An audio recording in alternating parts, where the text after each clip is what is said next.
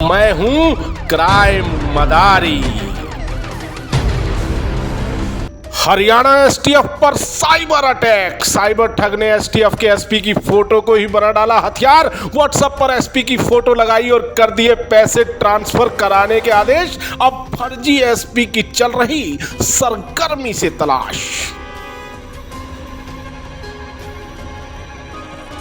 WhatsApp पर रोज DP यानी display picture बदलना अब खासकर युवाओं का तो स्टेटस सिंबल बन गया, लेकिन साइबर ठगों ने इस डीपी के माध्यम से भी ठगी करने का नया तरीका इजाद कर लिया है। आपको जानकर हैरानी होगी कि बड़े शातिर खूंखार अपराधियों से दो हाथ करने वाली हरियाणा पुलिस की स्पेशल टास्क फोर्स यानी एसटीएफ पर भी साइबर ठगों ने कर दिया अटैक।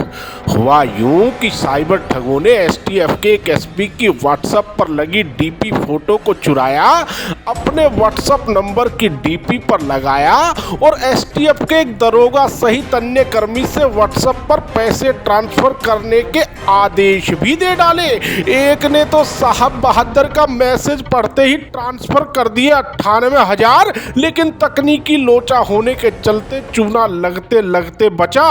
पर जब राज खुला तो दरोगा ने दी शिकायत, जिस पर अब साइबर क्राइम थाना पुलिस ने मामला दर्ज किया है। अब थाना की टीम के साथ ही एसटीएफ को भी उस फर्जी एसपी की तलाश है जिसने पुलिस जी को ही चूना लगाने की हिमाकत कर डाली।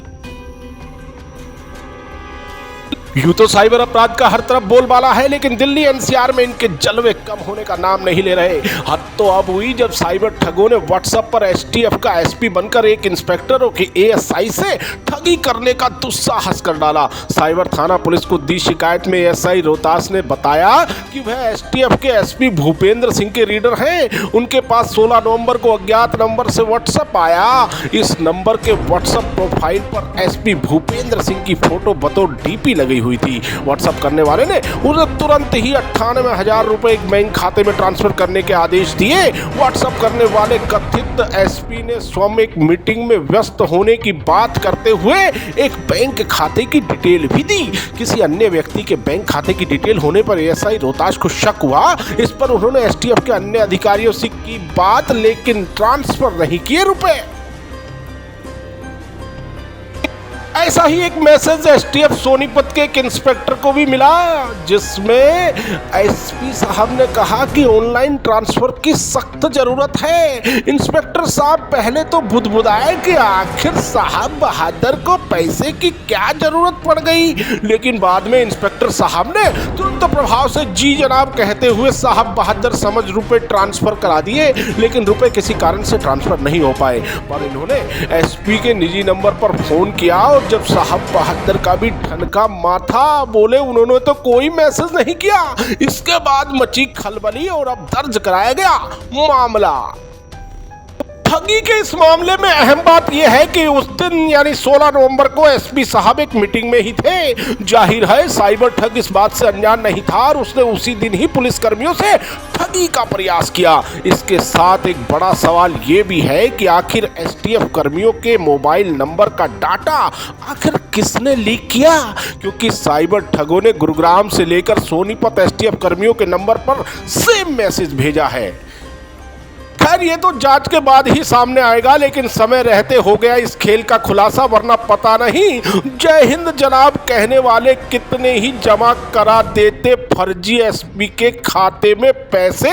अभी तक की जांच में पता चला है कि फर्जी एसपी ने जिस बैंक अकाउंट में पैसा ट्रांसफर करने को कहा वह अकाउंट दिल्ली के कैनरा बैंक की कोंडली ब्रांच में किसी शिवकांत के नाम पर है, तो जाहिर है वो भी फर्जी अकाउंट ही होगा। तो साहिबान ये तो अपनी पुलिस जी के घर में ही सेंध लगाने की कोशिश हो गई।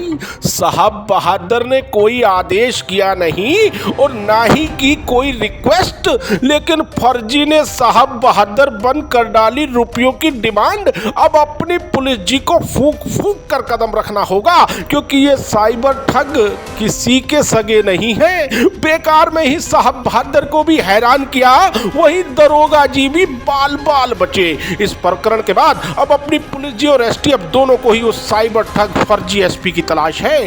तो आप भी डीपी अपडेट करते रहिए, लेकिन रहिएगा सावधान। मदारी यूट्यूब चैनल को सब्सक्राइब करें और बेल आइकन का बटन जरूर दबाएं ताकि अपराध की कोई खबर आपसे छूट ना पाए।